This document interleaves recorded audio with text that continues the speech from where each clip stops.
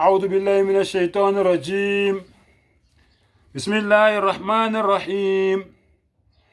ولا تلبسوا الحق بالباطل وتكتموا الحق وأنتم تعلمون. وقال تعالى: إن الله ربي وربكم فاعبدوه هذا صراط مستقيم. صدق الله العظيم. Ngicela Allah angivikele kusathane ongathandwa. Egameni lika Allah onomusa onesihawu. Ungalinge uhlanganise noma uqhube iqiniso namanga. Ungalinge ulifihle iqiniso noma uligubezele ulazi. Kwenye ivesi yeQur'an Allah uthi uJesu watshela abantu noma uYeshua watshela abantu ukuthula kube naye. Ngempela uAllah umdali wami nomdali wenu. Ngakho ke mukhonzeni yena yedwa. Lena iyona ndlela yeqiniso. Kubafowethu ke bamaKristu ngibhekene nani ngqoke manje ngifuna nizwe ukuthi uJesu uthini ngani eBhayibhelini. Ngivule la incwadi kaMateyu 13. Incwadi kaMateyu 13 ukuthi yini le uJesu ayikhulumayo ngani nina amaKristu, nina enizibiza ngamaKristu. Alelani ukuthi uJesu uthini ngani. Uthi mayiqala lapha ku13 Mateyu 13 verse 13. Kungalokhu ngikhuluma kubo ngemifanekiso ngokuba noma bebona kababoni noma bezwa kabezwa kabaqondi. Kugcwaliseka kubo isiprofeto sika Isaya umprofeti sokuthi ngokuzwa niyakuzwa ningaze naqonda, ngokuba niyakubona ningaze nabonisisa, ngokuba inhliziyo yalesi sizwe isiyaba lukhuni, bezwa kanzima ngezindlebe, amehlo abo bawacimezile.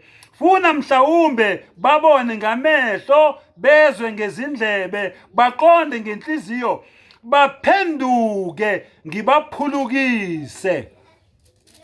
Lalelani ke bese uya kuMateyu 7. Ngisakhuluma ngento ekhulunywa uJesu ngamaKristu. Uya kuMateyu 7. Lalela ukuthi uJesu uthini kuMateyu 7. Ukhuluma ngamaKristu. Mateyu 7 verse 15. Xwayani abaprofeti bamanga abeza kini bembathise okwezimvu kepha ngaphakathi bayizimpisi eziphangayo. Niyakubazi ngezithelo zabo. Kungakhiwa yini izithelo zomvini emeveni noma amakhiwane ekhakhasini na? Kanjalo yilowo naloyo muthi omuhle uthela izithelo ezinhle, kepha umuthi omubi uthela izithelo ezimbi. Umuthi omuhle ungethela izithelo ezimbi, nomuthi omubi ungethela izithelo ezinhle. Yilowo nalowo muthi ongatheli izithelo ezinhle uyanqunywa uphose emlilweni. Kanjalo ke niyakubazi ngezithelo zabo. Asibo bonke abashoyo kimi ukuthi Nkosi Nkosi abayokungena embusweni wezulu, kuphela owenza intando kaBaba osezulwini.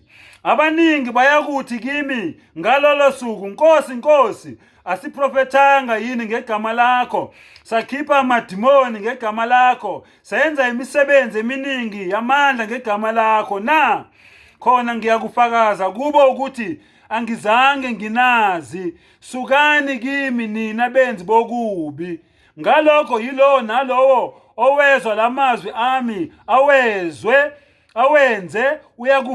uyakufaniswa nendoda ehlakaniphileyo eyakha indlu yayo phezu kwetafula.